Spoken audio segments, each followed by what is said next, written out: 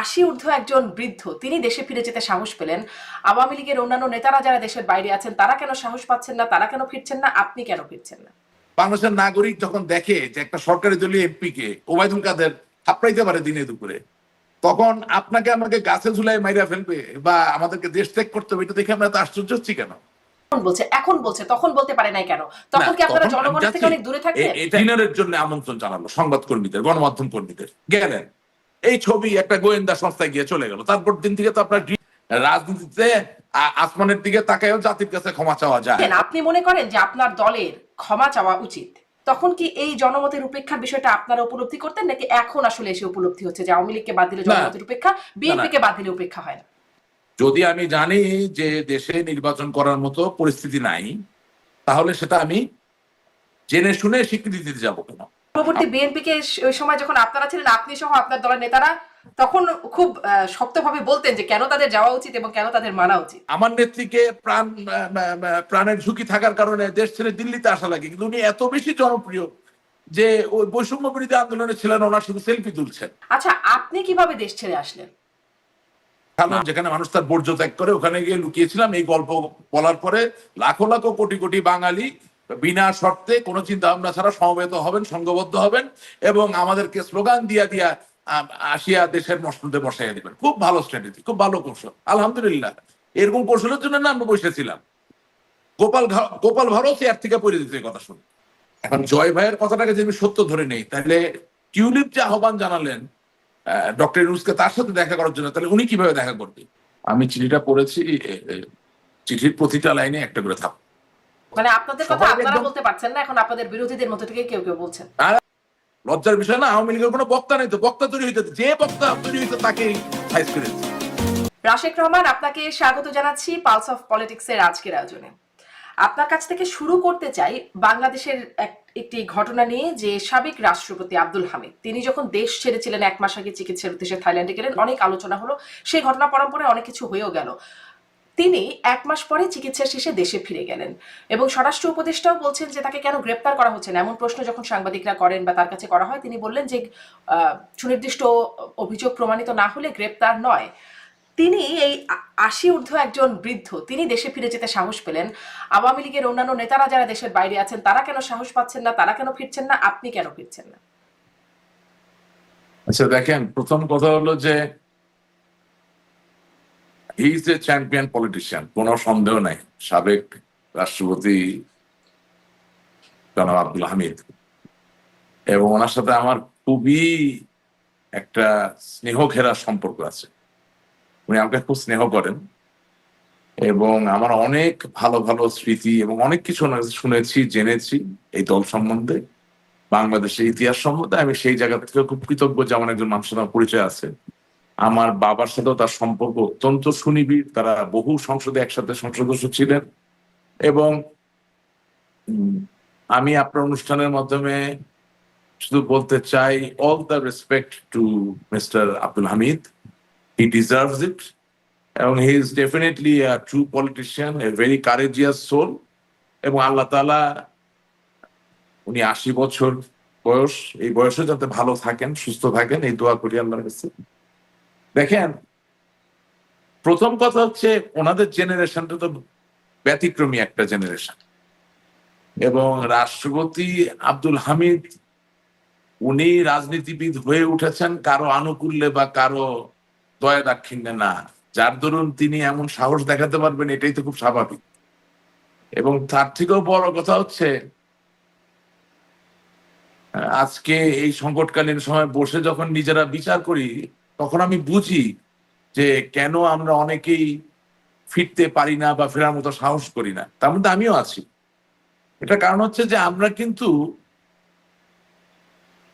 রাজনীতি হচ্ছে সংহতির ব্যাপার, রাজনীতি হচ্ছে বৈষম্যহীনতার ব্যাপার, রাজনীতি হচ্ছে সাম্যের ব্যাপার, রাজনীতি হচ্ছে সৌন্দর্যকে উদযাপন করার ব্যাপার। সেখানে আমাদের ভালো লাগুক বা না লাগুক, আমরা রাজনীতি থেকে সাংঘর্ষিক করে ফেলেছিলাম, এবং এত মাত্রায় সাংঘর্ষিক করেছিলাম যার ধরুন সেই সাংঘর্ষিক রাজনীতির চর্চা করার কারণে যেমন ফল পাওয়ার কথা, তাই কিন্তু এখন আমরা পাচ্ছি। এবং আপনি একটা খেয়াল করবেন, আমি প্রায়শই আজকাল খেয়াল করি যে এটা আওয়ামী লীগ, বিএনপি, জাতীয় পার্টি বলে ব্যতিক্রম ভিন্ন তা না। গত 15 বছর বা 16 বছর ধরে বিভিন্ন সময় আমরা দেখেছি বিভিন্ন রাজনীতিবিদদের সন্তানদেরকেও আমরা ভিন্ন মতের রাজনীতি করার কারণে আক্রান্ত করেছি। এবং এই যে ব্যক্তিকে ফেলে দিয়ে তাকে অতিক্রম করে পরিবারের ভিতরে ঢুকে যাওয়ার যে একটা চর্চা আমরা চালু করেছিলাম, সেটার ফলাফল আমরা ভোগ করছি। এবং আপনি রাষ্ট্রপতি আব্দুল হামিদের যখন কথা বলছেন, তখন একটা তো হচ্ছে তিনি সাংগঠনিক রাজনীতি করেননি, তিনি আদর্শের রাজনীতি করেছেন একেবারেই। মানুষ হিসেবে নিশ্চয়ই ভুল ত্রুটি ছিল, কিন্তু কোন মানুষের শত্রু হওয়া জেনে শুনে এই ব্যাপারগুলো বোঝায় তার ভিতরে ছিল না, আমি এতটুকু নিশ্চিত এই জায়গাটায়। যেমন ধরেন আপনাকে আমি বলি, আমার তার মানে কি এরকম রাশিদ রহমান যে ভালো রাজনীতিবিদরা থাকতে পারছেন দেশে, যারা ভালো রাজনীতিবিদ নন তাদেরকে পালিয়ে থাকতে হচ্ছে? ওই জায়গাটা পরে আসছি, আমাকে একটু ডিরাইভ করতে দেন, না হলে হয় কি যে জিনিসগুলো এত সেন্সিটিভ। আমার দলের যারা আছেন তারা যেমন আমাকে ভালোবাসেন, ঠিক একইভাবে তারা অনেকে তো খুব একটা সংবেদনশীল অবস্থায় আছেন, মানে একটু এদিক ওদিক হলেই দেখা যায় যে ভুল বোঝার একটা উপক্রম থাকে। এই জন্য একটু আমাকে সহযোগিতা করেন, আমি এই জায়গাটা একটু পরিষ্কার করতে চাই, এটা সবার জন্য হেল্পফুল হবে। তো তবে রাষ্ট্রপতি আব্দুল হামিদের ঘনিষ্ঠজন যারা ছিলেন তারা সকলে কিন্তু সমূলে কোনো না কোনো ভাবে আমার ক্ষতি করেছেন, রাজনৈতিক ভাবে চেষ্টা করেছেন, এবং আমার বাবারও ক্ষতি করার চেষ্টা করেছেন। কিন্তু দেখেন, ওনার প্রতি কিন্তু শ্রদ্ধাবোধ নষ্ট হয় নাই, কারণ ওই উচ্চতার ওই পর্যায়ের একজন মানুষ, তিনি কিন্তু ওই কাদা ছোড়াছড়ি বা নোংরামির ভিতর কোনোদিন হাত দেন নাই। তার মানে যিনি অভিভাবকের ভূমিকায় থাকবেন, তার সামনে অনেক কিছু ঘটে গেল, তিনি কিন্তু পক্ষপাত মূলক আচরণ করতে পারবেন না। আজকে এই যে সহিংস রাজনীতির যে বহিঃপ্রকাশ দেখছেন, তার ভিতরে অনেকাংশেই কিন্তু আমরা জেনে হোক, বুঝে হোক, অথবা না বুঝে হোক, আমরা পক্ষপাতমূলক রাজনীতিতে যাওয়াতে মানুষকে সরাসরি আক্রান্ত করার কারণে কিন্তু সেই ফলাফলটা আমাদেরকে পেতে হচ্ছে। যে যত কথা আপনাকে বুঝা গোমুখ চক্রান্ত ছিল, নো, এটা মানুষের জনরোষ, এটা বাস্তবতা। আমি আপনাকে ছোট একটা উদাহরণ দিই। যখন গতকালকে সাবেক রাষ্ট্রপতি জনাব আব্দুল হামিদ মহোদয় দেশে ফিরে আসলেন, আমি তার এই ফিরে আসাকে সম্মান জানাতে গিয়ে আমার নিজের জায়গা থেকে আমি কিছু কথা ফেসবুকে পোস্ট করেছিলাম। আমি লিখেছিলাম, perhaps he is the last of the Mohicans, perhaps he is last of the politicians who want to live the life of a honorable politics, যারা নীতি আদর্শের এবং সম্মানের রাজনীতি জীবন ধারণ করতে চান, তাদের মধ্যে উনি শেষ করেন। আমি এক্স্যাক্টলি বুঝতে বলতে পারছি না, কারণ এটা তো এক্সটেম্প হচ্ছে, বাট আমার ফেসবুক পোস্টে আছে। খুবই নির্মোহ, কাউকে আঘাত করে না, কিচ্ছু না। এবং উনি একজন সাবেক রাষ্ট্রপতি, তিনি ফিরে এসেছেন, কোনো প্রোটোকল নাই, কোনো পুলিশ নাই, কোনো দলের নেতা কর্মী নাই, কিছু নাই। কিন্তু আমি আপনাকে বলতেছি 100 বছর তার নামটা থেকে যাবে, এই কথাটাই আমি পোস্টে লিখেছিলাম। লেখার পরে বেশিরভাগ লোকই, আপনার 99% লোক খুবই ইতিবাচক কমেন্ট করেছে। তার ভিতরে একজন আমাদের দলের, তিনি আমাদের আইনমন্ত্রী, সাবেক আইনমন্ত্রী জনাব আনিসুল হক সাহেবের কাজিন, আপন খালাতো ভাই বোধহয়, তিনি একটা খুব নেগেটিভ কমেন্ট করলেন। তা আমি তাকে ফোন করে বললাম, ভাই কি ব্যাপার, উনি কানাডায় থাকেন, তা আমি কল করবো এটা তার উনি চিন্তা করতে পারে নাই। I do that. আমাকে যখন কেউ নেগেটিভ কমেন্ট করে, I don't worry about it. I call them and I ask them because I want to know. আমি জানতে চাই আসলে কি হচ্ছে। কারণ এই কমেন্টের পিছনে যিনি, তিনি একজন মানুষ, তার চিন্তাটা বোঝা দরকার। তো উনি যে কোনো কারণে হোক আমার সাথে কিছুক্ষণ কথা বলার পরে বললো যে, ভাই আমার এটা ভুলে হয়ে গেছে, আমি আসলে এই কমেন্ট দিতে যাইনি, কি যে লেখা কিভাবে হয়ে গেল, আমার ক্ষমা করবেন। তা আমি আর কথা বাড়ালাম না। একজন লোক যখন ক্ষমা চান, ওকে ফাইন। এবং আমার থেকে বয়স বড়, আমি ওনাকে ভাই সম্বোধন করে সালাম টালাম দিয়ে ফোন বলে যে, কখনো কোনো মতামত থাকলে আমাকে বলবেন, কোনো অসুবিধা দেখে নিলাম। এখন আমি আপনাকে একটু দেখে বলি, হ্যাঁ, এটা ভুল করাটা ঠিক হবে না।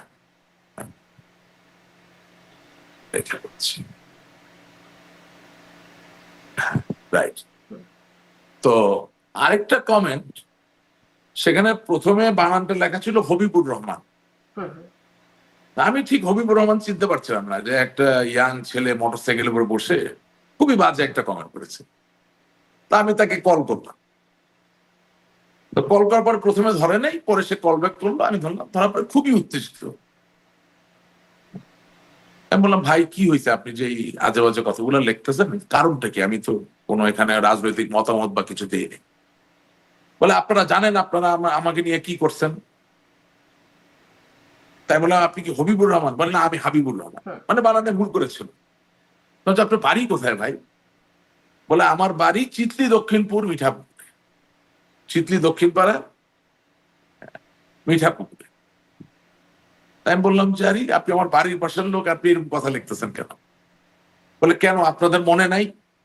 আপনারা যখন 2015 সালে আমাকে জাইগিরহাটে 7 জনকে বাসের ভিতরে পুরায় মারার মামলায় যখন নাম ঢুকাইলেন, ঢুকায় যখন 18 মাস আমাকে জেলে রেখে দিলেন, জামিন দিলেন না, আমি জমি জমা বিক্রি করে ঘর বাড়ি নষ্ট করে আমি যখন মুক্ত হইলাম, কেন আপনার মনে পড়তেছে না?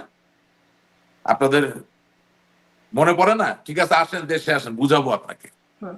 আমি তখন ঠান্ডা মাথায় বললাম যে, আপনি একটু ঠান্ডা হন। আপনি বলতে কি বুঝাচ্ছেন? বলে, কেন আপনারা আওয়ামী লীগ? আমি বলছি, আচ্ছা ঠিক আছে হোক, আপনি তো আমার পাশের গ্রামের মানুষ, আপনার কথা আমাকে বলেন সরাসরি, আপনাকে আমি কি করছি, আপনি আমাকে কি করছেন? বলে, না আপনি আপনি তো কিছু করেন নাই, আমি মমিনের ভাই, আপনি মমিনকে চেনেন না? যে হ্যাঁ, মমিন আমার সাথে অনেক ঘুরেছে, মমিন আমার ছবি দিয়েও পোস্টার বানিয়েছে, আবার মমিন এখন জামাতের সাথেও ঘুরছে, সেটা অন্য কথা, কিন্তু সে আমার এলাকার মানুষ, আপনি মমিনের ভাই? বলে, হ্যাঁ। বলে, ভাই ঠিক আছে, আপনি জামাত করেন, বিএনপি করেন, আওয়ামী লীগ করেন, যাই করেন, আপনার আসল রাগটা কি আমাকে বলেন। বলে, ভাই আমি থাকি চিতল দক্ষিণপুরে, আমি ওই জায়গিরহাটে কিভাবে কিভাবে গিয়ে বাসে আগুন দিলাম, আপনি আমার নাম দিলেন কেন মামলায়? হুম।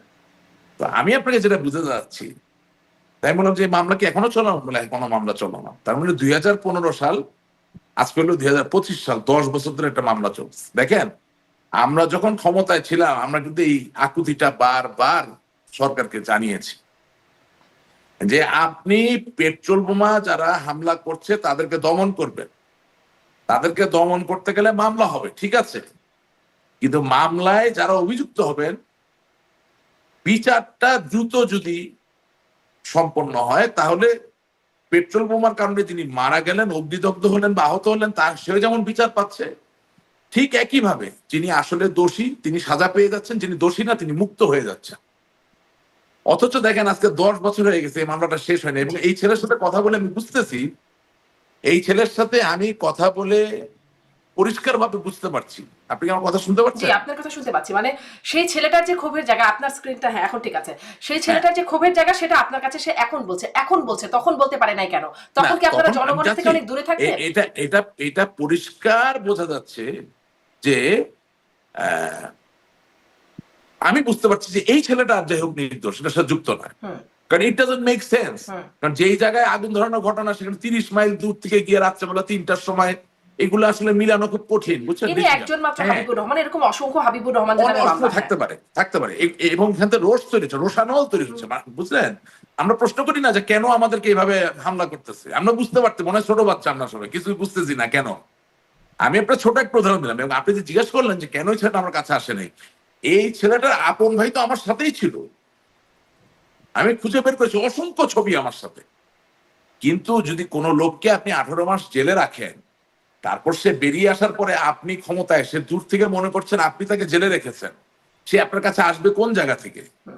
আজকে সে মনে করছে যে আপনি পড়ে গেছেন, সে উপরে আছে, সুতরাং সে এখন কমেন্ট করতে পারে, সে আপনাকে পাইলে আপনাকে আঘাত করতে পারে, সে চেষ্টা করে আপনার ঘর বাড়ি নষ্ট করতে, অনেক ধরনের হুমকি ধামকি দিতে পারে। দিজ আর ভেরি ন্যাচারাল, খুব প্রাকৃতিক। আমি আপনাকে প্রাকৃতিক ব্যাপারটা বোঝানোর চেষ্টা করছি। আমি সেটাই বলতে চাচ্ছি স্পষ্ট। কি, আপনার এই বক্তব্য হ্যাঁ, একদম স্পষ্ট। মানে আপনি দলের বিরুদ্ধে যে অভিযোগ, গতকালকের কিন্তু পত্রিকায়, আপনাদেরও ব্যক্তিগতভাবেও জনসম্পৃক্ততা সেই লেভেলের ছিল না যে একজন মানুষ না আপনাকে ছিল, রিচ করতে পারে, এমনকি আপনার ভাই, না না, মানে তার ভাই আপনার শোনেন, সাথে ঘোরে। না না, আমার বা আপনার ব্যক্তিগত সম্পৃক্ততা কিরকম আমি এভাবে বুঝাই বলি। ধরেন আপনি একজন সমাদিত গণমাধ্যম কর্মী, হুম, আপনি নাম করা ডিবিসি চ্যানেলে একসময় কাজ করতেন, রাইট? এখন অবভিয়াসলি সংবাদ সংগ্রহ করার জন্য বা বিভিন্ন প্রোগ্রামে অ্যাটেন্ড করার জন্য আপনাদের তো একটা আহ, আহ, সবুজ সংকেত পাওয়া একটা তালিকা থাকে। তার মানে অমুক ভদ্রলোক বা ভদ্র মহিলা সংসদে যেতে পারবেন, গণভবনে যেতে পারবেন, বঙ্গভবনে যেতে পারবেন, রাষ্ট্রীয় অতিথি যারা আসেন তাদের প্রোগ্রামে যেতে পারবেন। এখন যেখানে এই অবস্থা ছিল, যে আমি কথার কথা বলছি, ধরেন একটা উদাহরণ দিতে চাই, ধরেন তাবিত আওয়াল বা ইশরাক যারা ঢাকায় রাজনীতি করে, তারা আপনাদেরকে কোনোদিন একটা ডিনারের জন্য আমন্ত্রণ জানালো সংবাদকর্মীদের, গণমাধ্যম কর্মীদের, গেলেন, এই ছবি একটা গোয়েন্দা সংস্থায় গিয়ে চলে গেল, তারপর দিন থেকে তো আপনার গ্রিন পাস, আপনার সবুজ পাস বাদ, আপনি আর কোথাও যেতে পারবেন না। এটা যেমন আপনার জন্য সত্য ছিল, ঠিক একইভাবে আপনি জনসম্পৃক্ততার কথা যেটা বলছেন, জনসম্পৃক্ততা শুধুমাত্র আওয়ামী লীগ নিয়ে তো আওয়ামী লীগের হয় না। বঙ্গবন্ধু শেখ মুজিবুর রহমানের কাছে শুধু আওয়ামী লীগের লোক তো যাইতো না, বঙ্গবন্ধু শেখ মুজিবুর রহমানের কাছে সবাই যেত।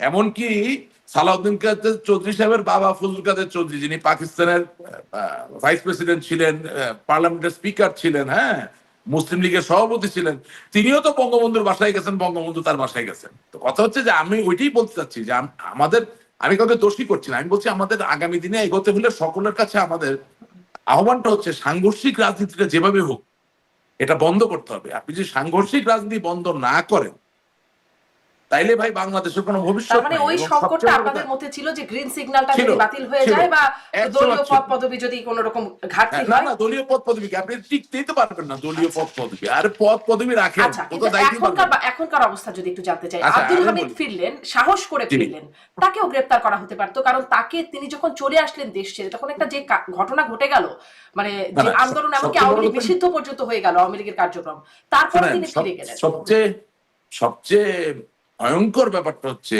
যে রাষ্ট্রপতি আব্দুল হামিদ যখন তার চিকিৎসার জন্য দেশের বাইরে গেলেন, একটা মানুষের যখন বেঁচে থাকার প্রশ্ন আসে তখন তো দেশে বা দেশের বাইরে এটা আপনি বিচার করতে পারবেন না, তার বেঁচে থাকাটা তার অধিকার, তাই না? কিছু কিছু জায়গায় আমরাও তো সেই অধিকার হরণ করেছি, তাই না? মানুষের বিদেশে যাওয়া বা চিকিৎসা নেওয়ার জায়গাটা, এটা মেনে নিতে হবে।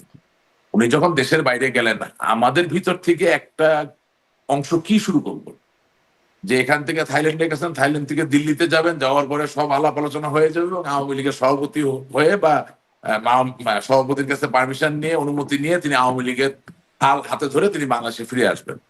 তার মানে একজন লোক যে অসুস্থ হবেন, নির্বিঘ্নে তার চিকিৎসা করবেন, সেটারও সুযোগ নাই, মানে গুজবের কারণে আপনি আক্রান্ত। তো এখন আমি এবার বলতে চাই, আমি আজকেই খোঁজ নিয়েছি, রাষ্ট্রপতি আব্দুল হামিদের পাসপোর্টটা এখনো লাল পাসপোর্ট। কারণ কি? কারণটা হচ্ছে ওয়ারেন্ট অফ প্রেসিডেন্স, যেটার উপর দিয়ে বাংলাদেশের সরকারের, প্রজাতন্ত্রের প্রত্যেক কর্মকর্তা কর্মচারীর সম্মানটা এবং শ্রেণীবিন্যাসটা নির্ধারিত হয়। সেখানে বাংলাদেশের 1 নাম্বার পদ ধারণ করেন রাষ্ট্রপতি, 2 নাম্বার পদ ধারণ করেন বর্তমান প্রধানমন্ত্রী অথবা তার জায়গায় যদি প্রধান উপদেষ্টা হন তিনি, 3 নাম্বার পদ ধারণ করেন স্পিকার, চতুর্থ হচ্ছেন রাষ্ট্রের প্রত্যেক সাবেক রাষ্ট্রপতি। অর্থাৎ it is a perpetual official position. তিনি লাল পতাকা নিয়ে, লাল পাসপোর্ট নিয়ে, লাল পাসপোর্টের অধীনে যতগুলো চুক্তিতে বিনা ভিসায় দেশে গমন করা যায় প্রত্যেকটা দেশে তিনি যে কোনো সময় যেতে পারতেন। তিনি যদি সাহসী লোক না হতেন, তিনি যদি ভয়ে আক্রান্ত থাকতেন, তাহলে থাইল্যান্ড থেকে উনি ভারতে গেলে কোনো সমস্যা ছিল না। আমার ওই পোস্টে এমনও কমেন্ট এসেছে ভারত জায়গা দেয় নাই তাই উনি যান না। আরে ভাই, একটা দেশের সাবেক রাষ্ট্রপতি পৃথিবীর যে কোনো দেশে যায় পলিটিক্যাল অ্যাসাইলাম চাইলে দিয়ে দিবে।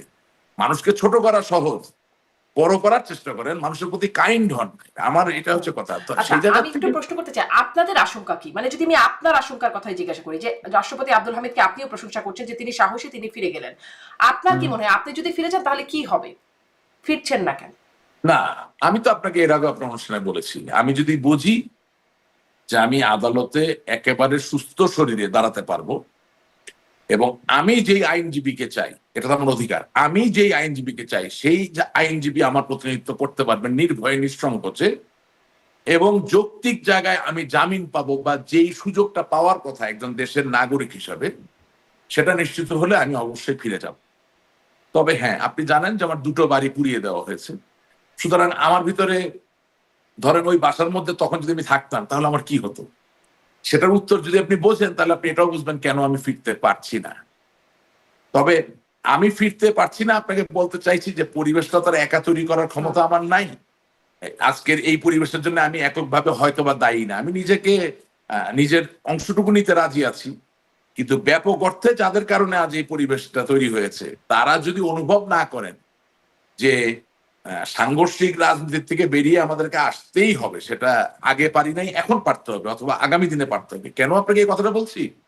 কারণ আমাকে চিরকালই আমার শৈশবকাল থেকে বিপ্লিক্যাল যে ঘটনাগুলো বা কোরআনিক যে ঘটনাগুলো অথবা গ্রিক মিথোলজির যে ঘটনাগুলো, এগুলো সবসময় খুব আপ্লুত করে এবং তাড়িত করে। আমি এর মাঝে অনেক সত্য খুঁজে পাই, কারণ এগুলো আসলে এমনি এমনি তৈরি হয় না। এগুলা সময়ের থেকে বহুদূর হলেও কিছু সত্য ঘটনাকে কেন্দ্র করে এই গল্পগুলো তৈরি হয়েছে। এখন সত্য এবং গল্প দুটোই আছে, কিন্তু দুটোর থেকে শেখার অনেক কিছু আছে। আপনি দেখেন, যদি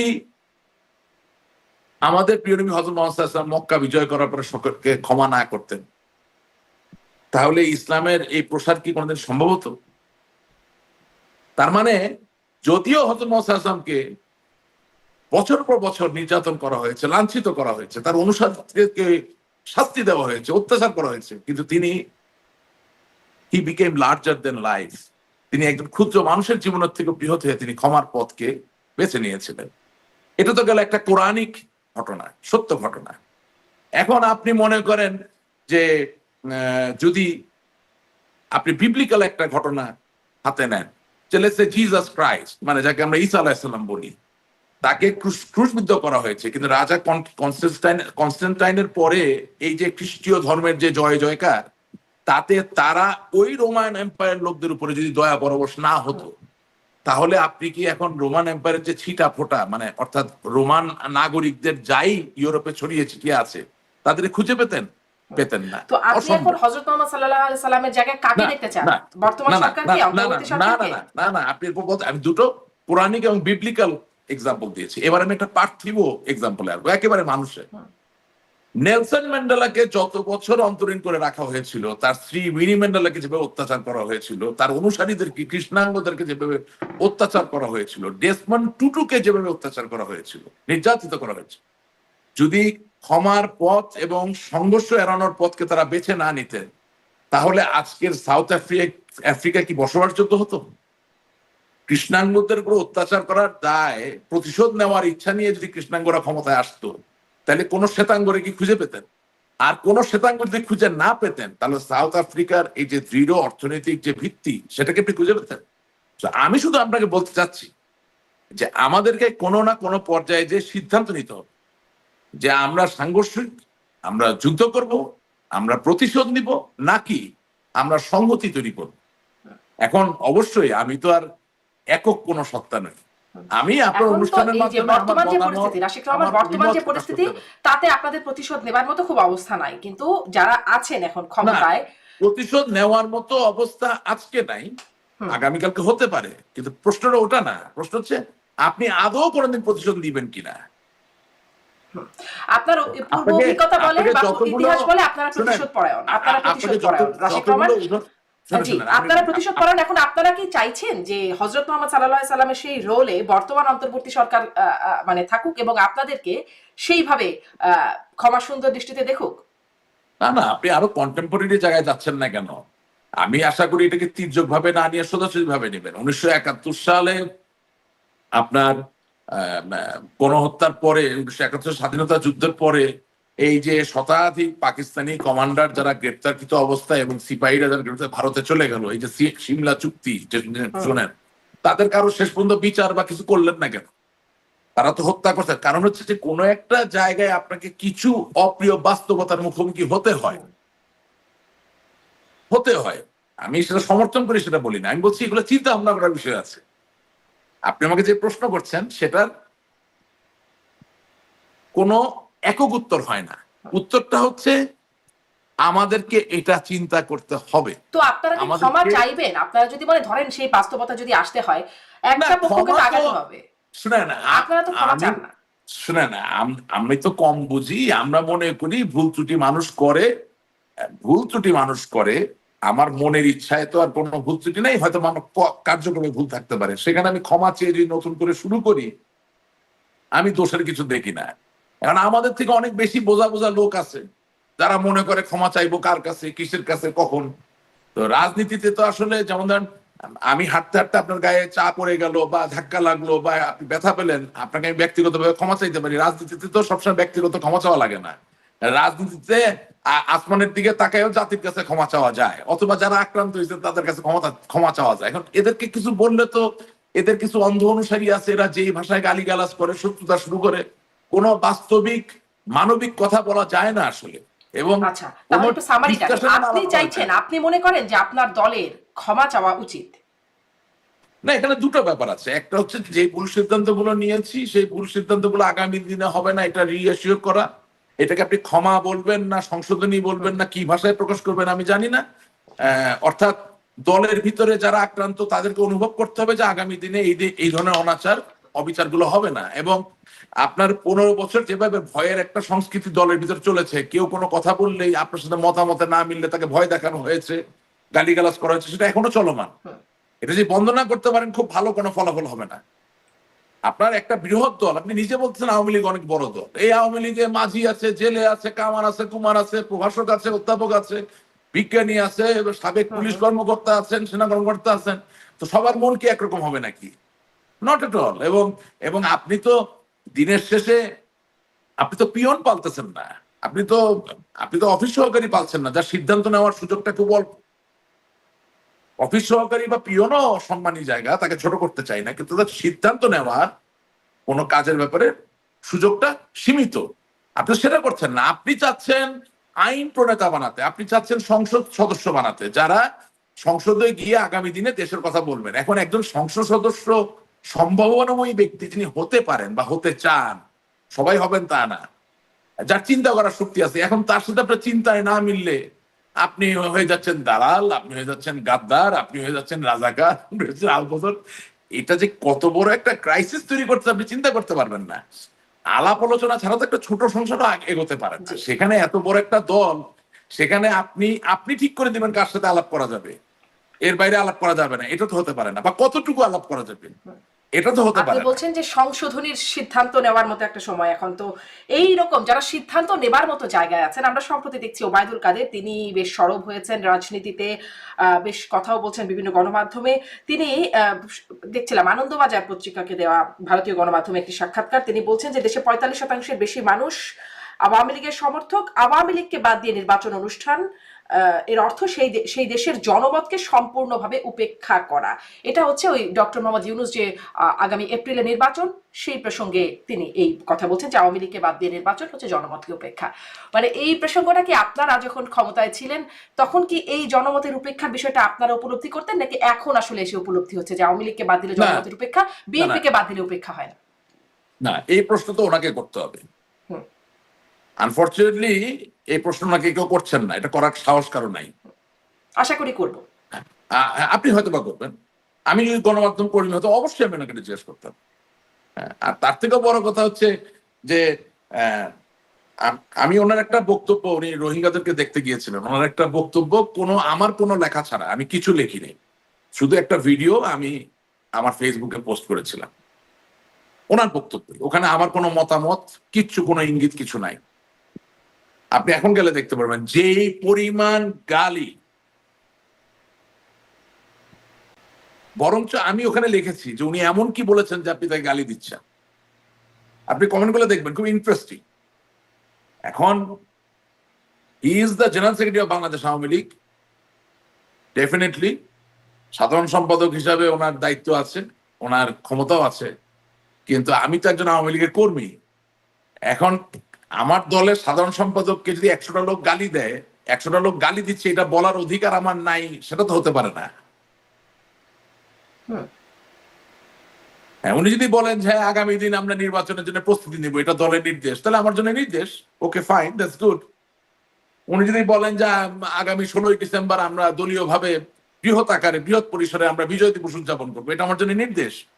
সেটা না পালন করার কোনো কারণ নেই যতক্ষণ না গঠনতন্ত্র হিসেবে উনি সাধারণ সম্পাদক আছেন। কিন্তু উনি জনপ্রিয় কি জনপ্রিয় না, বা ওনার ক্যারিজমায় মানুষ তাড়িত হন কি হন না, বা তার আহ্বানে মানুষ রাস্তায় নামবে কি নামবে না, সেটা বলার অধিকার তো আছে। এবং সেই পরিসংখ্যানে আমি যা পেয়েছি নিজে গবেষণা করে, যে একেবারে তলানিতে, আপনি একটা লোক খুঁজে পাবেন না যে তার পক্ষে কোনো, এখানে কিছু দালাল আছে, ব্যাগ দুইটা লোক ধরেন বিভিন্ন জাতের ফোন মানে কমেন্ট গালিগালাজ করে, একেবারেই আজে বাজে লোকজন, ফালতু লোকজন, রাস্তার লোকজন, এগুলার কথায় তো দেশের রাজনীতি চলতে পারে না। হ্যাঁ, আচ্ছা, ওনার জনপ্রিয়তা বা গ্রহণযোগ্যতা যদি তলানিতে হয়, তাহলে এতদিন পরে তাকে সরব করা হলো কেন? তিনি বলছেন নেত্রীর নির্দেশে। সেটা আমি বলতে পারি না, আমি জানি না উনি নিজে সরব হয়েছেন নাকি সরব করছেন, নেত্রীর নির্দেশে সরব না হলে উনি সরব কি করে হতে পারেন? না, উনি তো বলছেন যে আগামী কাউন্সিল পর্যন্ত সাধারণ সম্পাদক, সুতরাং কতটা ওনাকে সরব হইতে বলা লাগে বা কতটা উনি নিজের থেকে সরব হবেন সেই বিষয়ে আমি জানি না, না জেনে আমি কোনো কথা বলতে পারবো না।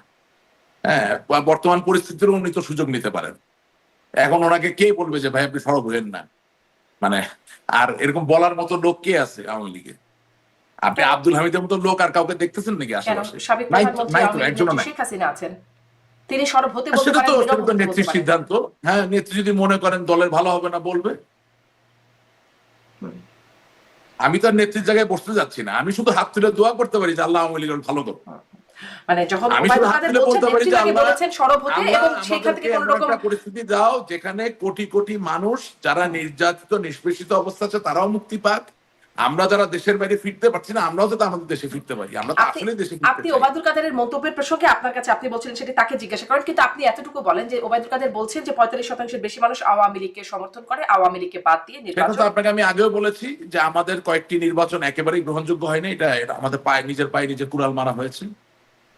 সেটা তো আমি আপনাকে বহুবার বলেছি। এটা এটা এবং আরো মজার বিষয় কি যে বিএনপি যারা করেন বা অন্য দল যারা করেন বা আপনারা শুধু ইঙ্গিত করেন 2024-2018-তে।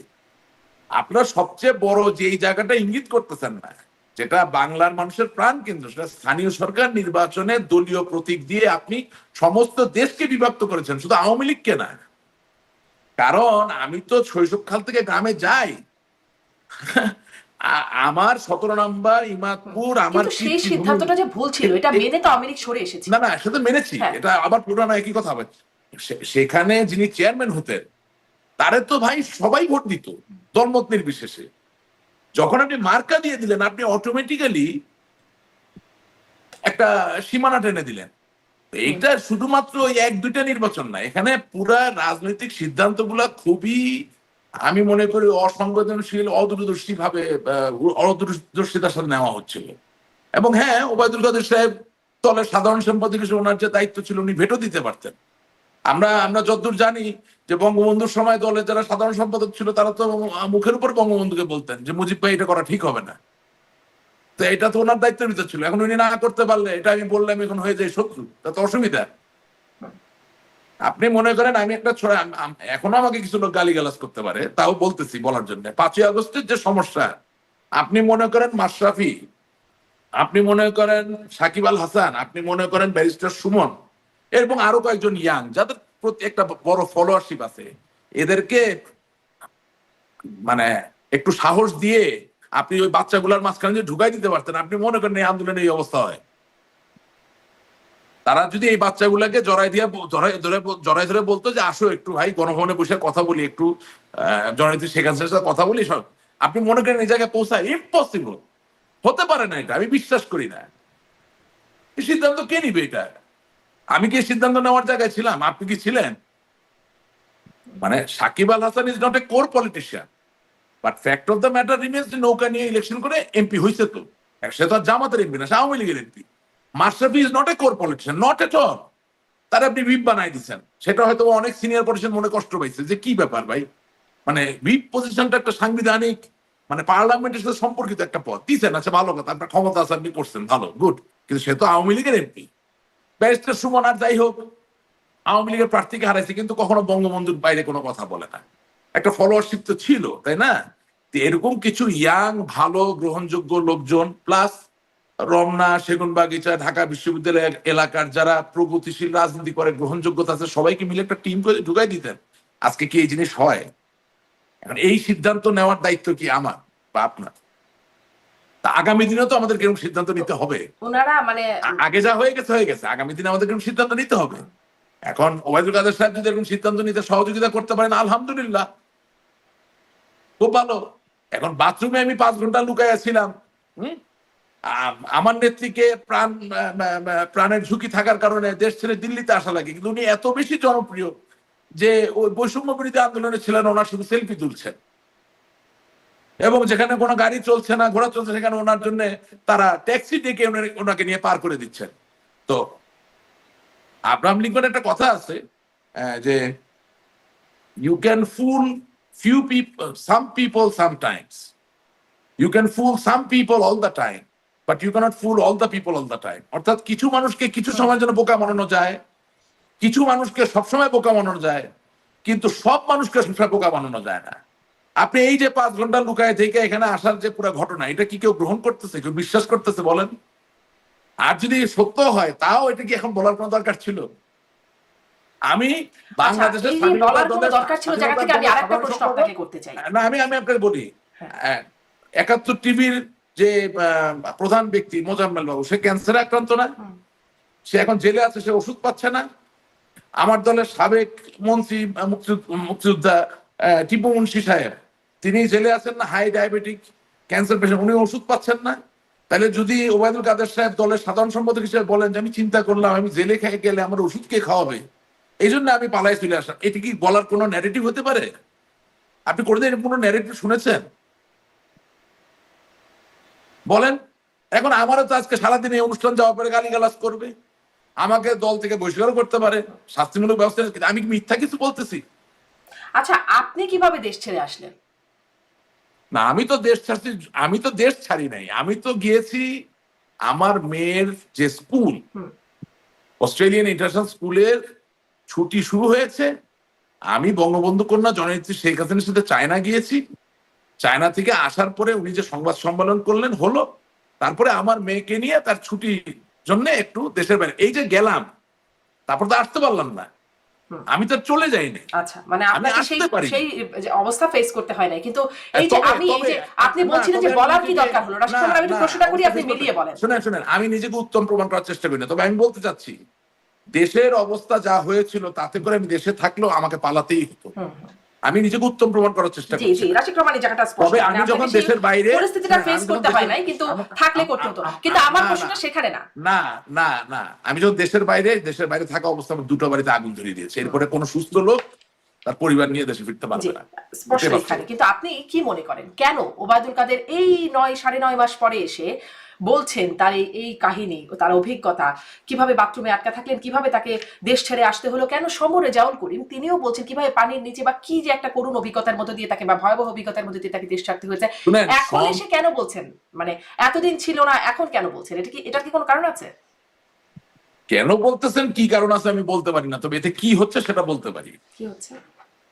খুব একটা দলের জন্য ভালো কিছু হচ্ছে না, এটুকু বলতে পারি। কেন বলছেন মনের, আমি তো অন্তর্যামী না, মনের কথা বলতে পারি না। না কোনো পলিসি কিনা, যেহেতু একসাথে সিনিয়র নেতারা বলছেন। হ্যাঁ হ্যাঁ, এটা অনেক বড় পলিসি। আমরা পায়খানা গুয়ের ভিতরে 20টার ভিতরে লুকিয়েছিলাম, আমরা যেখানে প্রক্ষালন, যেখানে মানুষ তার বর্জ্য ত্যাগ করে ওখানে গিয়ে লুকিয়েছিলাম। এই গল্প বলার পরে লাখো লাখো কোটি কোটি বাঙালি বিনা শর্তে কোনো চিন্তা ভাবনা ছাড়া সমবেত হবেন, সংঘবদ্ধ হবেন এবং আমাদেরকে স্লোগান দিয়া দিয়া আসিয়া দেশের মসনদে বসাইয়া দিবেন। খুব ভালো স্ট্র্যাটেজি, খুব ভালো কৌশল, আলহামদুলিল্লাহ। এরকম কৌশলের জন্য না আমরা বসেছিলাম। গোপাল ভারত এর থেকে পড়ে দিতে কথা শুনে, বুঝলেন না? খুব ভালো, খুব ভালো কৌশল। মানে আপনি এই কৌশলটাকে একদমই ভালো বলছেন না, সেটা একদম স্পষ্ট। আমি কেন বলবো? আপনি এই কৌশলটা একটা ছোট একটা ক্লিপ বানিয়ে আপনি ছাড়েন না জনমতের জন্য। আমি ধরে নিলাম যে ফেসবুকের একটা বড় পার্সেন্টেজ শুধু কমেন্ট করে, কিন্তু বাকিটা তো দায়িত্বশীল। সবাই আপনি নেন না, নিয়ে দেখেন না কে কি বলে। আমি তো যিনি ইন্টারভিউ প্রথম নিয়েছেন অমল সরকার না কি নাম, হ্যাঁ, আমি তাকে ডাইরেক্ট ফোন করে বলেছি যে আপনার টিআরপি আজকে অনেক হয়েছে, কিন্তু বাংলাদেশের আওয়ামী লীগের ক্ষতি হয়ে গেল। বলে আমি বললাম যে ভাই প্রশ্নগুলো তো অন্যভাবে নিতে পারতেন, আপনাকে বাথরুম পর্যন্ত যেতে হলো কেন?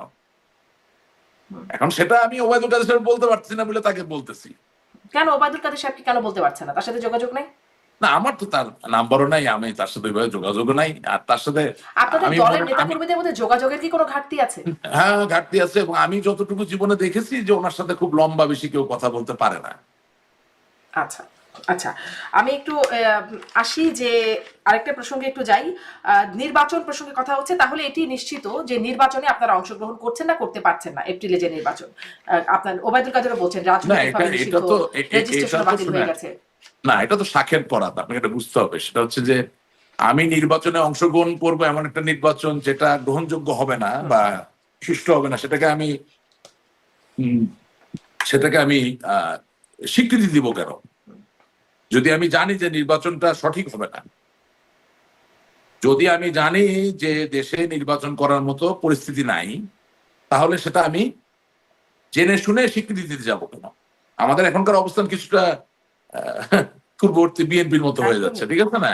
আচ্ছা। এবং আর পূর্ববর্তী বিএনপিকে ওই সময় যখন আপনারা ছিলেন, আপনি সহ আপনার দলের নেতারা তখন খুব শক্তভাবে বলতেন যে কেন তাদের যাওয়া উচিত এবং কেন তাদের মানা উচিত। আমি যেটা বলতাম বিশ্বাস করেই তো বলতাম, যেতে তো হবেই। সে যদি ইলেকশনে যেত তাহলে আজকে কি এই পরিস্থিতি হয়? আপনার হয়তো এই পরিস্থিতি হতো না। না না, আমার না, না বাংলাদেশের হতো না। আপনি বারবার আপনি দিতে যাচ্ছেন কেন? বাংলাদেশে আজকে কি হয়েছে? বাংলাদেশের রাজনৈতিক ব্যবস্থা ভেঙে পড়েছে। কিন্তু বিএনপি এর বাইরে বিএনপি তো সামনে ক্ষমতায় যাবে, ডক্টর ইউনূস যাচ্ছে, তারেক রহমানের সাথে বৈঠক হবে। এটাই প্রবলেম যে আমরা আমরা আমরা এবং আপনি হ্যাঁ, এবং আমরা আমরা ক্ষমতা এই ওয়ার্ডটার বাইরে আর আসতে পারতেছি না। আপনার বাংলাদেশকে নিয়ে চিন্তা করতে পারতেছি না। যদি আজকে বিএনপি এতদিন নির্বাচনে আপনারা করেন নাই, আজকে কোন ধোয়া তুলসী পাতা হয়ে বিএনপি না সেটা না চিন্তা না, করতে আমি যাবে। ধোয়া তুলসী পাতা হচ্ছি না। আপনি তো শুনতে হবে আমি কি বলতে চাচ্ছি। বলবেন। যে ক্ষতিগ্রস্ত তো বিএনপি কি এখন কম? এই যে 15 বছর তার না খাওয়া না পাওয়া মামলায় জর্জরিত কর্মী বাহিনী, তাকে কি বিএনপি নিয়ন্ত্রণ করতে পারছে? আপনি আনেন না জনাব তারেক জিয়া সাহেবকে ইন্টারভিউতে, বা মির্জা ফখরুল ইসলাম আলমগীর সাহেবকে আনেন, আইনে একটা কোরআন শরীফ হাতে দেন, সহজ সমাধান দিব আপনাকে। আমি দিয়া জিজ্ঞাসা করেন যে আপনি কি আসলে 100% আপনার কর্মী নিয়ন্ত্রণ করতে পারছেন? সঠিক উত্তরটা পাবেন। না, পারছেন না, এটা তো আর মানে হ্যাঁ, রাইট। তারা কেন নিজেরাও হলো? বলেন যে এত না, এত না, জনবহুল এটা দল, হলো এত কেন? জনমানুষের দল। এটা হলো কেন? কারণ প্রথম কথা হচ্ছে আমরাও আগাই নাই, তারাও আগায় নাই। এটা এক। 2 নাম্বার, আজকে এই পরিস্থিতি হওয়ার কারণে আমরাও তাহলে ভুক্তভোগী। আমাদের নেতা কর্মীরা কি এখন সব কথা শুনতেছে? আপনি ওবায়দুল কাদের সাহেবকে আনেন তো আপনার অনুষ্ঠানে, ওনার একটা কোরআন শরীফ হাত দিয়ে জিজ্ঞেস করেন তো ওনার কথায় কর্মী কয়জন এখন লাভ দিয়ে নামবে জান দেওয়ার জন্য। Please ask him, I am inviting you, why don't you do it? He will give you the correct answer. So আমার মোদ্দা কথা হচ্ছে, দিনের শেষে fact of the matter remains যে আওয়ামী লীগ একেবারেই মুক্তিযুদ্ধের দল, বঙ্গবন্ধুর দল। কোনো সন্দেহ তো আপনার নাই, আছে কি? আচ্ছা, বিএনপিতে মুক্তিযুদ্ধ অনেকে আছেন, আপনার কি কোনো সন্দেহ আছে? নাই। বিএনপির ফরমেশনের এটা নিয়ে অনেকে বিতর্ক করে, আওয়ামী লীগ থেকে করে, আমরাও করি, বাইরেও আছে। ফরমেশন নিয়ে অনেক কথা আছে, কিন্তু মুক্তিযুদ্ধের উপর ভিত্তি করেই তো দলটার ফরমেশন। সে বলতে চাচ্ছে বাংলাদেশের স্বাধীনতা সার্বভৌমত্বের উপর ভিত্তি করে তার জাতীয়তাবাদী চিন্তাভাবনা, এই তো ঘটনা। তাইলে এই দুটো দল যদি সঠিক রাজনীতি করতে না পারে তাহলে ক্ষমতায় গেল এতে কি যাবে আসবে? গতকালকে বাংলাদেশ প্রতিদিনে একটা খুবই দুঃখজনক খবর পড়লাম। ব্রাহ্মণবাড়িয়া এক ছেলে ফুচকা খাইতে গেছে, বুঝলেন? ফুচকা খাওয়ার পরে তার ন্যাপকিন লাগবে।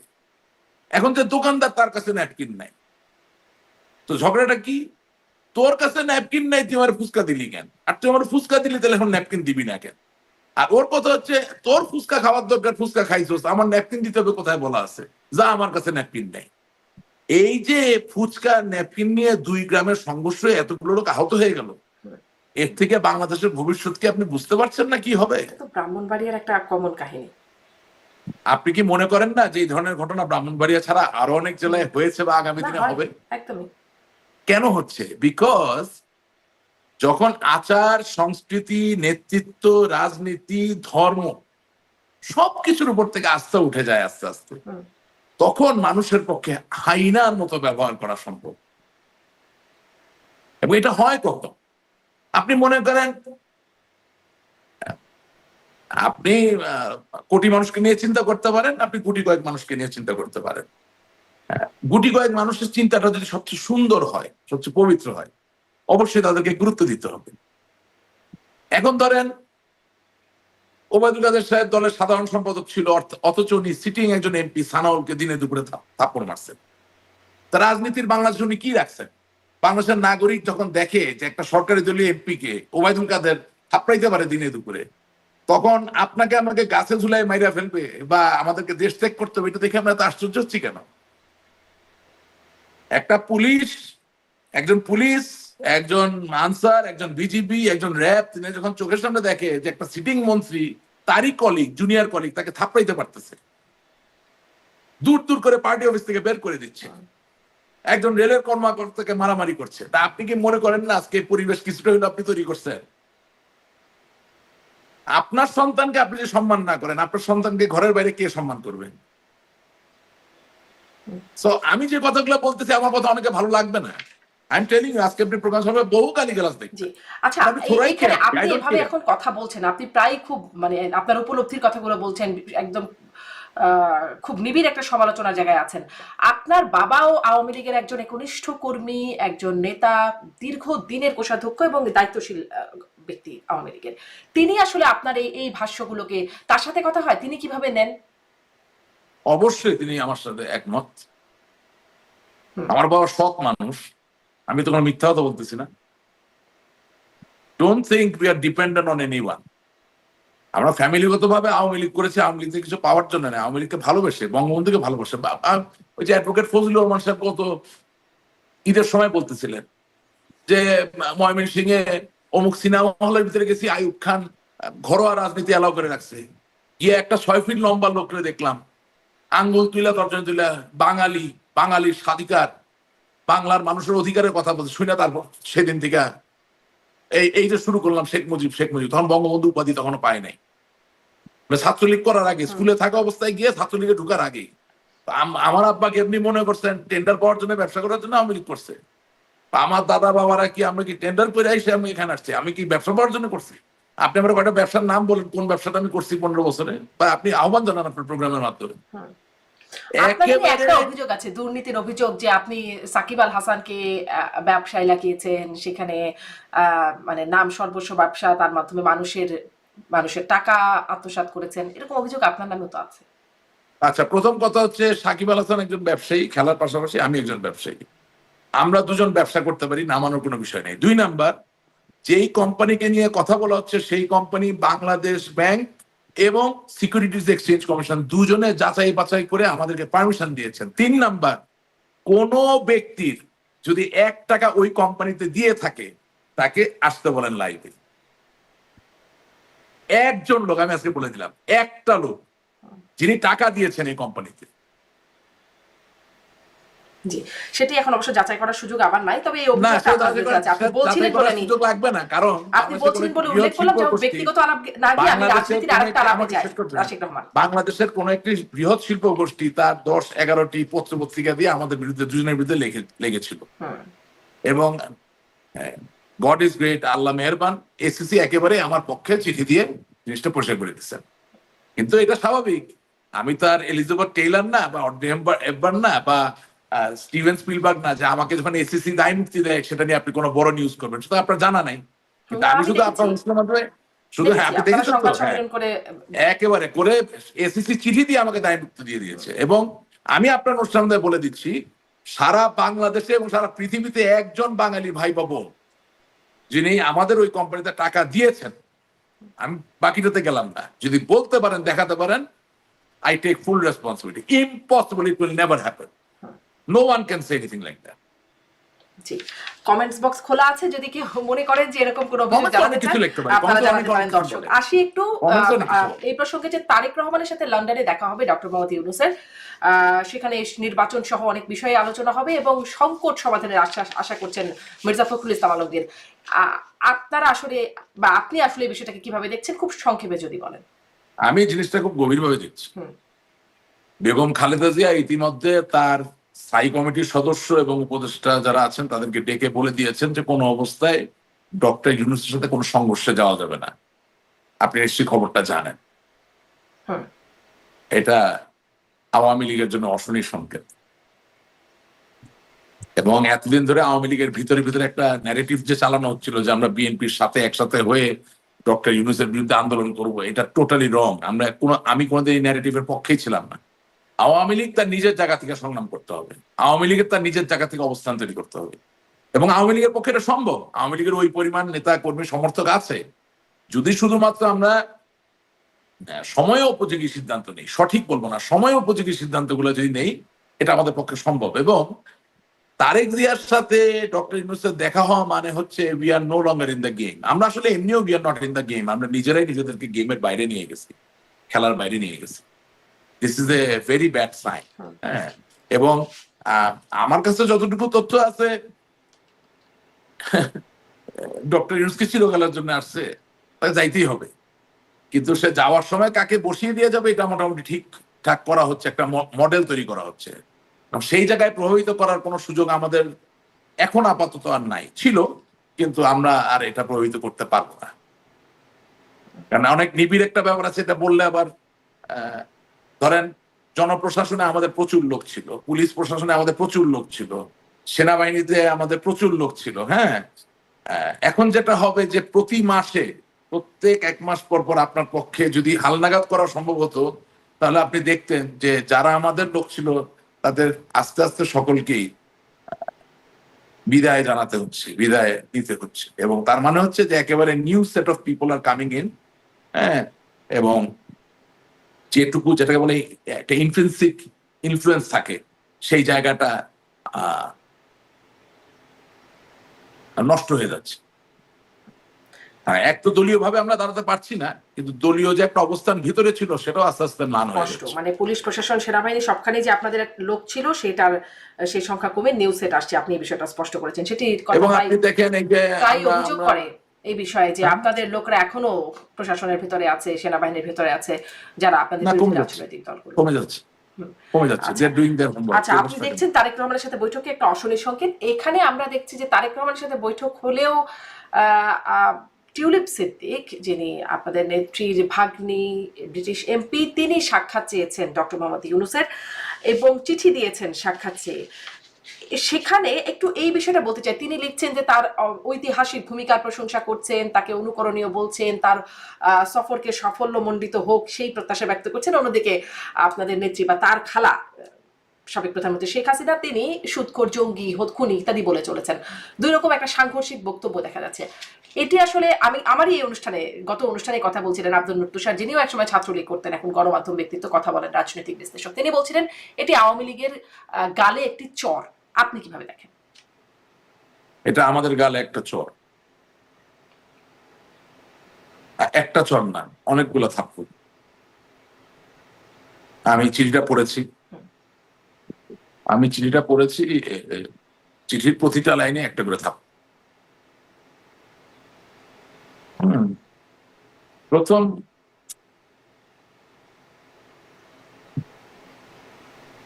আসলে এমন সব জিনিসের অবতারণা করেন, এগুলো অন্যদেরকে জিজ্ঞেস করলে তো পারেন, আমাকে জিজ্ঞেস করেন কেন? একদিকে আমরা যুক্তরাজ্য আওয়ামী লীগ, ডক্টর ইউনূস যাতে লন্ডনে প্রতিবাদের সম্মুখীন হন, বিতাড়িত হন, আমাদের লক্ষ্য তো তাকে বিতাড়িত করা, প্রতিবাদ করা, শুধু বিতাড়িত করা। সেখানে যদি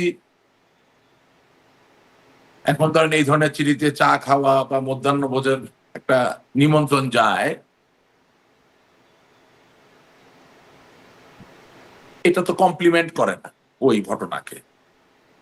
আর 2 নাম্বার হচ্ছে যে ব্রিটিশ প্রধানমন্ত্রীর সাথে দেখা করার আগেই যদি ব্রিটেনের একজন সংসদ সদস্য, যিনি একজন মন্ত্রী ছিলেন, তিনি যদি আমন্ত্রণ জানিয়ে ফেলেন, তাহলে তো স্বীকৃতি দেওয়ার আর কিছু বাকি থাকে না, কারণ সেই মন্ত্রী তো সরকার দলের মন্ত্রীই ছিলেন।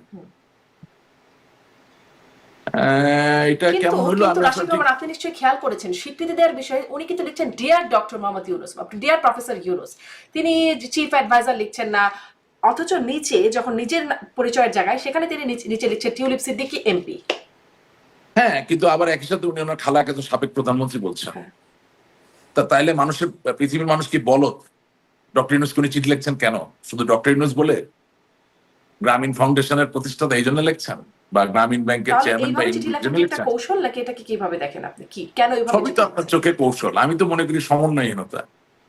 সবই তো কৌশল। বাথরুমে লুকায় থাকা কৌশল, বৃষ্টার ভিতরে লুকায় ছিল এটা কৌশল, এখন এই চিঠি লেখা এটাও কৌশল। এত কৌশল তো কোন কৌশল দিয়ে তাহলে আপনি আসলে আগাবেন? বর্ম, তীর, নাকি মানে আরো নাকি রথে করে গিয়ে আপনি আপনার তলোয়ার? তিনি তো বলছেন যে তিনি তার সাথে বাংলাদেশের সম্পর্ক, মানে রাজনীতির কোনো সম্পর্ক নাই, তিনি ব্রিটিশ সিটিজেন, তিনি ব্রিটিশ মানে যুক্তরাজ্যে জন্মগ্রহণ করেছেন। আমি আপনাকে একটা জিনিস পরিষ্কার করি, হ্যাঁ এগুলো সবই সত্য। তিনি বাংলাদেশের রাজনীতি করেন না, ইংল্যান্ডে রাজনীতি করেন। আমার দুঃখ লাগে আমার দলের নেতাকর্মীদের জন্য, কারণ টিউলিপ সিদ্দিকের নামে যখন দুর্নীতির অভিযোগ আসলো, তখন এই বাঙালি তো তাকে তার নিজের মনে করে তাকে ডিফেন্ড করার জন্য ঝাঁপিয়ে পড়ল। সেটা সাইবার স্পেস বলেন, সেটা ফেসবুক বলেন, সেটা সামাজিক যোগাযোগের মাধ্যম, অথবা লন্ডনের পথে প্রান্তরে বলুন, তারা কিন্তু টিউলিপ সিদ্দিকের জন্য প্রতিবাদ করল। এখন এই প্রতিবাদ করার পরে যদি টিউলিপ সিদ্দিকী বলেন যে না আমি ওদের কেউ না, ওদের সাথে নাই, তাহলে ওরা একবার একটা থাপ্পড় খেলো, এটা গেল এক। 2 নাম্বার হচ্ছে যে টিউলিপ সিদ্দিকীকে সমর্থন করে তো এখনো ওই বাঙালি কুল আওয়ামী মনা যারা, তারা এখনো কিন্তু কাজ করছে, তার নির্বাচনেও তারা কাজ করেছে দিন রাত। এই আমার কাছে মনে হয় যে এটা নিয়ে আমি বেশি কথা বললে হয় কি, খামাকা লাভ কি বলেন এই শত্রুগুলা বানায়া। সত্য কথার তো মূল্য চরম দিতে হয়, বুঝছেন না? মানে যাদের যা বুঝা তারা সবই বুঝতেছে। হ্যাঁ, আপনি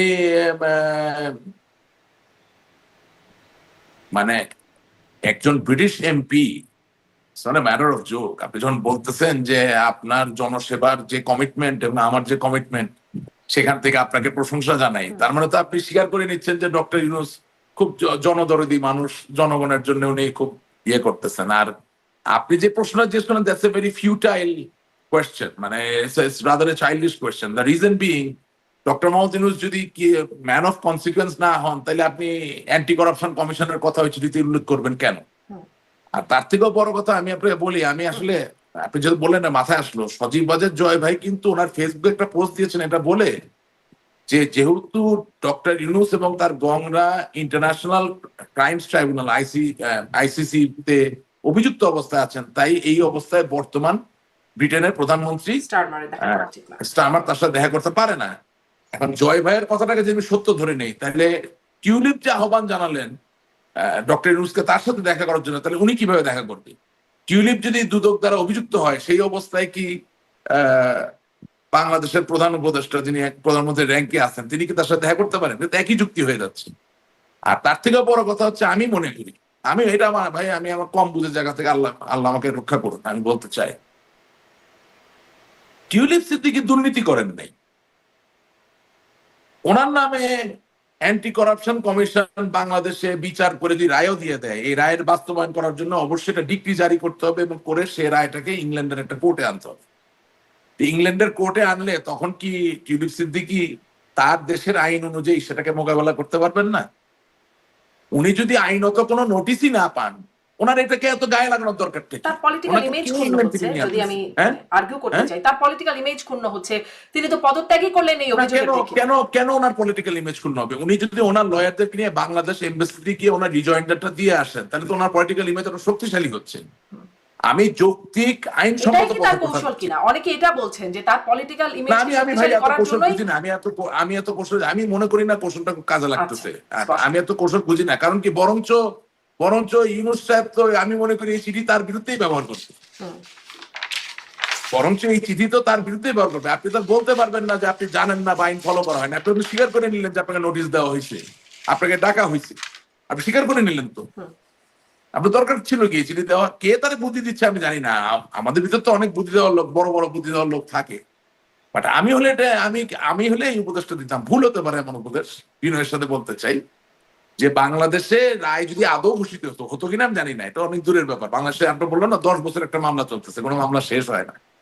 আমরা তো দুর্দান্ত প্রতাপশালী ক্ষমতা ছিলাম, আমরা কি তারেক জিয়ার কোনো মামলা শেষ করতে পারছি? চূড়ান্ত ভাবে পারেন নাই।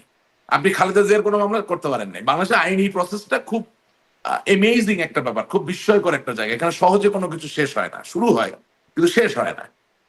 আদৌ যদি টিউলিপ সিদ্দিকীর নামে কোনো রায় হতো, তাহলে সেই রায়টাকে বাস্তবায়ন করার জন্য যখন তারা একেবারে আন্তর্জাতিক আইন মেনে ইংল্যান্ডের একটা কোর্টে আসতো, তখন টিউলিপ সিদ্দিকী কি আইনি সেটাকে মোকাবেলা করতে পারতেন না? অবশ্যই পারতেন, উড়াই ফেলে দিতে পারতেন, কোনো ব্যাপারই ছিল না।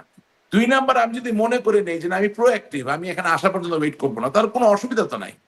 বাংলাদেশ এম্বাসি আছে, আপনি বাংলাদেশ এম্বাসিতে আপনার আইনজীবীদেরকে নিয়ে যেয়ে বলতে পারেন যে ন্যাশনাল আইডি যেদিন ইস্যু করা হয়েছে সেদিন তো আমি বাংলাদেশে নেই, আমার নামে ন্যাশনাল আইডি ইস্যু হবে কেন? আমি সই দিব কিভাবে? আমি আঙ্গুলের ছাপ দিব কিভাবে? আমি চোখের ছাপ দিব কিভাবে? কত তারিখে দিয়েছি?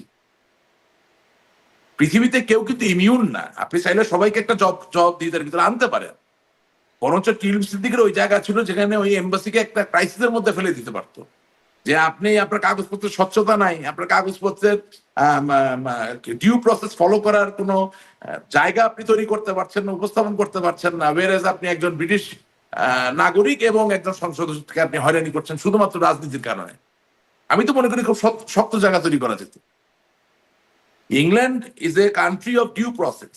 এখানে সস্তা চটকদার এইসব কৌশল যেটা আপনি বারবার বলেন, এসবের তো দরকার নেই। একটা দেশের অলিখিত সংবিধান, সেখানে এত সুষ্ঠুভাবে সেই দেশের পার্লামেন্ট, আইন অঙ্গন সবকিছু পরিচালিত হচ্ছে, এটা এমনি এমনি তো হয়নি। পিপল অফ ইন্টেলেক্ট, সেখানে তো ভাবমূর্তি, আমাদের দেশে যেমন পদত্যাগ একদম প্রমাণিত হবার আগ পর্যন্ত কেউ পদত্যাগ করেন না, ওখানে অভিযোগ উঠলেও অনেকে পদত্যাগ করেন। টিউলিপ সিদ্দিকীও সেই ধারায়। এই ডিসকাশন আমি করবো না, আমি আপনাকে আগেই বলেছি যে আমি টিউলিপ সিদ্দিকীর তো দায়িত্ব নিয়ে আমি কথা বলতে পারি না, আমি শুধু বলতে পারি। ঠিক আছে, আপনি বলছিলেন সজীবত জয়েরও পোস্ট এর কথা বলছিলেন যে সেখানে যে স্টারমারের কেন দেখা করা উচিত না সেই বিষয়ে লিখছেন। ওই যুক্তিতে আপনি গেলে তো তাহলে ডক্টর মোহাম্মদ ইউনূস তো তার সাথে দেখা করার কথা না। ওই যুক্তিতে গেলে টিউলিপ সিদ্দিকী চিঠি দিতে পারেন না। আমি বলছি আমরা তো একটা উভয় সংকটে আছি, তাই না? আমার জয় ভাই আমাদের রাজনীতিতে বেশি জড়িত, তার কথাটা স্বাভাবিকভাবে আমাদেরকে বেশি গুরুত্ব দিতে হয়। তাহলে আমি এখন এখানে আওয়ামী লীগকে তো সিদ্ধান্ত নিতে হবে যে আপনি আওয়ামী লীগ করবেন, বাংলাদেশের কথা বলবেন, শেখ হাসিনার কথা বলবেন, নাকি টিউলিপ সিদ্দিকীর কথা বলবেন। আমি তখন অনেকগুলো গালি খাবো, তাও বলতেছি আমি তো শেখ হাসিনার কথা বলতে চাই, আমি টিউলিপ সিদ্দিকীর কথা বলতে চাই না। কারণ উনি নিজেই তো বলছেন উনি বাংলাদেশের কেউ না, উনি আওয়ামী লীগের কেউ না, বাঙালির সাথে সময়। কেন ভাই আপনি এই জিনিসটা বারবার এখানে এনে আমাদের রাজনীতিতে নৈতিকভাবে দুর্বল করছেন? দরকার নাই তো। আমরা শেখ হাসিনাকে নিয়ে কথা বলি, আমরা নৌকা মার্কা আওয়ামী লীগ বঙ্গবন্ধুকে নিয়ে কথা বলি, এতে কোনো অসুবিধা আছে? জি, এখন এটা নিয়ে আরেকটু কথা বলি তাহলে। নৌকা মার্কা আওয়ামী লীগের রাজনীতি এখন নিষিদ্ধ হয়ে আছে, রেজিস্ট্রেশনও বাতিল হয়ে আছে। না, নিষিদ্ধটা হয়নি ঠিক মতো। কার্যক্রম নিষিদ্ধ হয়ে আছে। না, কার্যক্রম নিষিদ্ধ হয়নি ঠিক মতো। আইন তো কোনো হাফ ডান হতে পারে না, কেক তো হাফ বেকড হতে পারে না। আচ্ছা, পুরো একটা কেক পুরা না বানিয়ে আপনি বলতে পারেন না এটা কেক। হ্যাঁ, পুরা মাংস সিদ্ধ না করে, পুরা মাংস কষাই না দিয়ে আপনি বলতে পারেন না যে আমি গরুর মাংসের কারি বানিয়েছি। হ্যাঁ, তো আপনি তো স্থানীয় সরকারে যারা নৌকার প্রতীক নিয়ে নির্বাচিত চেয়ারম্যান আছেন তাদেরকে একেবারে তাদের পদে রেখে আপনি আবার এখানে একটা আইন করছেন, এটা তো হচ্ছে না। নৌকা মার্কা তো কর্মক্ষম অবস্থায় আছে, আরপিওতে বলা আছে যে আমি মার্কাকে স্বীকৃতি দিলাম, তার মানে this chairman is a political chairman. তো আপনি পলিটিক্যাল চেয়ারম্যান পুরো দেশে 4,000-এর উপরে বিরাজমান, আর এখানে আপনি বলতেছেন আপনি নৌকাকে কি করছেন? অবশ্যই না, আইনও বানাইতে জানে না। কোনো নিষিদ্ধ হয়নি। কিসের নিষিদ্ধ হয়েছে? আপনি আইনই বানাইতে পারেন না, কিসের নিষিদ্ধ? আইনটাই তো হয়নি, ত্রুটিযুক্ত আইন। জি, কিন্তু আইন ত্রুটিযুক্ত হলেও সেটি মানে শারমিনের নৌকা নৌকা, রাশেক রহমানের নৌকা নৌকা না, এরকম আইন হয় নাকি আসলে? শারমিনের নৌকার সাইজ বড়, এই জন্য এই নৌকা ঠিক আছে, রাশেকের নৌকার সাইজ ছোট কিন্তু পানিতে ভাসে, তার নৌকা ঠিক নেই, এটা কি আইন হয়? জি, আপনি বলছেন আইনটি হাফ ডান, কিন্তু এটা একটা প্রজ্ঞাপন আমি বলবো জারি কেন? হয়েছে। আমি বলবো কেন? আমি তো একটা উদাহরণ দিয়ে বললাম। স্পষ্ট। আপনি নিশ্চয়ই আরপিও পড়েছেন। আরপিওতে একটি রাজনৈতিক দলকে কি কি শক্তি দেওয়া হয়েছে? তিনি একজন প্রার্থী দিবেন তার মার্কা দিয়ে, তার মানে উনি ধানের শীষ না, উনি বিএনপির প্রার্থী। উনি নৌকা না, উনি আওয়ামী লীগের প্রার্থী। তাহলে যিনি আওয়ামী লীগের মার্কা নিয়ে জিতে এসেছেন তিনি আওয়ামী লীগের চেয়ারম্যান। তাহলে আওয়ামী লীগের কার্যক্রম নিষিদ্ধ হলে ওই চেয়ারম্যানগিরি নিষিদ্ধ হওয়ার কথা, তো হয় নাই তো। ইশরাক তাহলে শপথ চায় কিভাবে? ইশরাক কি দিয়ে নির্বাচন করেছে? ধানের শীষ, তার প্রতিদ্বন্দ্বী নৌকা দিয়ে। যদি নৌকা এবং আওয়ামী লীগ একেবারেই না থাকে তাহলে তো পুনঃতফসিল ঘোষণা করে ইশরাককে আবার নির্বাচিত হতে হবে। না, তখন ওই তো নির্বাচন নিষিদ্ধ তো এখন থেকে, মানে প্রজ্ঞাপন জারির পর থেকে। নো, এখন থেকে কেন হবে? ইটস আপনার তো রেট্রোস্পেক্টিভ এন্ড ফিউচার। না না, এটা রেট্রোস্পেক্টিভ ইফেক্ট না তো। 100% অবশ্যই, কেন না? ডেফিনেটলি।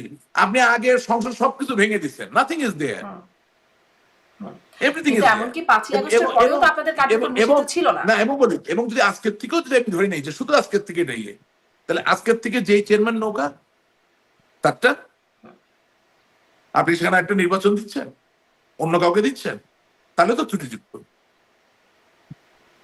আপনি ইশরাকের শপথ কখন নেওয়া হবে? এখন, আগে না। তাহলে এখন নিতে গেলে ওই তফসিলকে এখন বলবৎ থাকতে হবে। ওই তফসিল এখন বলবৎ থাকবে কিভাবে যদি এখন নৌকা না থাকে?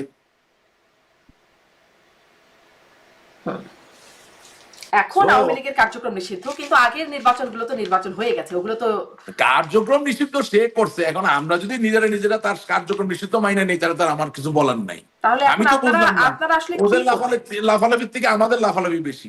তাহলে আপনারা মানে আমার এই প্রশ্ন, সিম্পল প্রশ্ন, আপনারা তাহলে এখন কি করবেন? আপনাদের কার্যক্রম নিষিদ্ধ, আমরা কি করবো? আমরা বসে আছি নির্দেশনা পাওয়ার জন্য, কি করব আমি সেটা বলতে পারি না। আপনি আমাকে এত উপরের জায়গায় বসাচ্ছেন কেন? আচ্ছা, মানে আওয়ামী লীগের একজন নেতা, একজন কর্মী, তারুণ্যের প্রতীক হিসেবে পরিচয় করিয়ে দিয়েছেন। আমি কর্মী কিসের? আমি তো কর্মী, আমি তারুণ্যের প্রতীক হলাম কিভাবে বলেন? আপনার নেত্রী আপনাকে পরিচয় করে দিয়েছেন তারুণ্যের প্রতি। হ্যাঁ, পরিচয় দিয়েছে, আমি কৃতজ্ঞ, আমি তো বললাম এই জন্য আমি কর্মী হয়ে থাকতে চাই।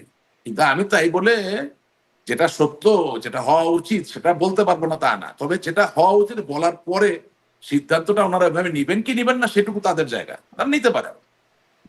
আর যদি আমাদেরকে সিদ্ধান্ত নেওয়ার জায়গাটা দিত তাহলে আমরা অন্যভাবে করতাম।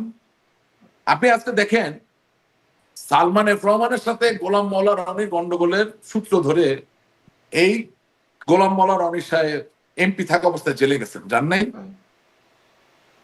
এখন বাজারের কোনো লোক খুঁজে পাওয়া যাচ্ছে না, গোলাম মওলা রনি এখন শেখ হাসিনা আওয়ামী লীগের পক্ষে কথা বলছে।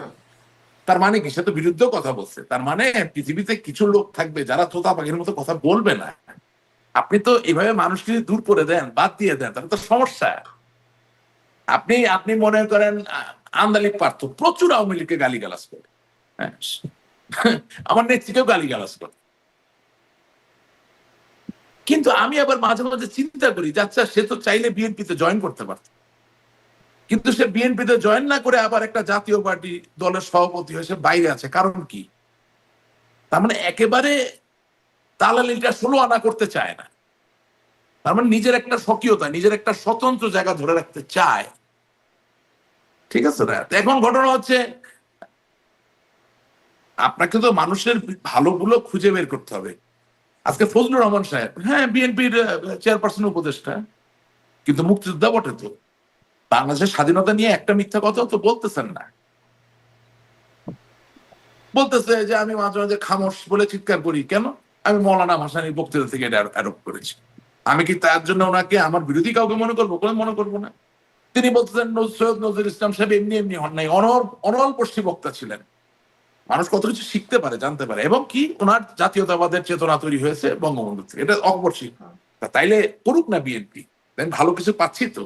সো মানে আপনাদের কথা আপনারা বলতে পারছেন না, এখন আপনাদের বিরোধীদের মধ্যে থেকে কেউ কেউ বলছেন। আর আমাদের তাই তো অবস্থা। আমরা মঈনুদ্দিন খান বাদল সাহেব মরহুম মারা গেছেন, বঙ্গবন্ধু স্বাধীনতার সাক্ষাৎ প্রতিমূর্তি, এই যে তার অমর বক্তব্য, সেটাকে কেটে কেটে এখন আমরা আমাদের ইয়ের মধ্যে ছাড়ি। লজ্জার বিষয় না? আওয়ামী লীগের কোনো বক্তা নেই তো, বক্তা তৈরি হইতে, যে বক্তা তৈরি হইতে তাকেই সাইজ করে দিচ্ছে। শেখ হাসিনা শক্তিশালী মানুষ, আমাকে উনি ইন্ট্রোডিউস করে দিচ্ছেন, কিন্তু আমার কি পরিমাণ দলের মধ্যে শত্রু, যাদের নিয়ে আলাপ করলাম তারা কি পাচ্ছিল 12টা বাজানোর জন্য। আরো তো অনেকের নাম বলি নাই। যেখানে আপনি ভালো বক্তা দেখবেন সেখানে তো ক্রাইসিস আওয়ামী লীগের। একটা বক্তা নেই, একটা লোক কথা বলতে পারে। আরে ভাই,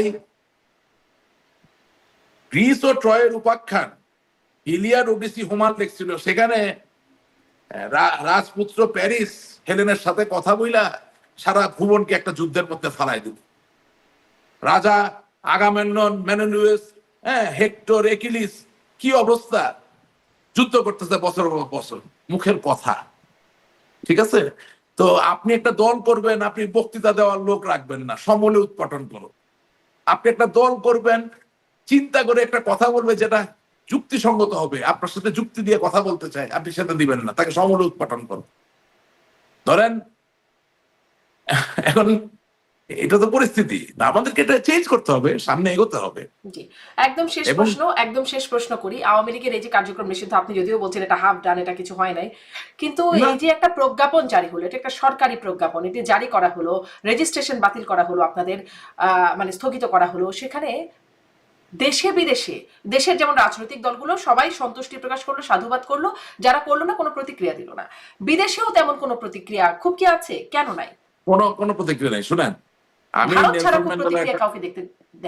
আমি নেলসন ম্যান্ডেলার কথা আপনাকে বলতে চাই। Dignity is yours, no other shall bestow dignity on to you. আত্মসম্মান একান্তই আপনার নিজের, অন্য কোনো ব্যক্তি আপনার উপরে আত্মসম্মান বর্ষিত করতে পারেন না। শব্দটাই হচ্ছে আত্মসম্মান। আওয়ামী লীগের কার্যক্রম নিষিদ্ধ কি নিষিদ্ধ না, সেটা নিয়ে চিন্তা করে বসে থাকলে হবে না। আওয়ামী লীগ বাংলাদেশের স্বাধীনতার ইতিহাসের একটি অবিচ্ছেদ্য অংশ, এবং এই অবিচ্ছেদ্য অংশকে নিষিদ্ধ করা যায় না, এটা মনে করেই আওয়ামী লীগকে সামনের দিকে এগিয়ে যেতে হবে। এবং এগিয়ে যাওয়ার পথে যেই ছল চাতুরি বা যেই উপলক্ষে আওয়ামী লীগকে নিষিদ্ধ করার কথা উঠে এসেছে, সেটাকে ব্যবচ্ছেদ করে, সেটাকে গবেষণা করে, সেটাকে উপলব্ধিতে নিয়ে প্রয়োজনীয় যে পদক্ষেপ সেটা গ্রহণ করতে হবে।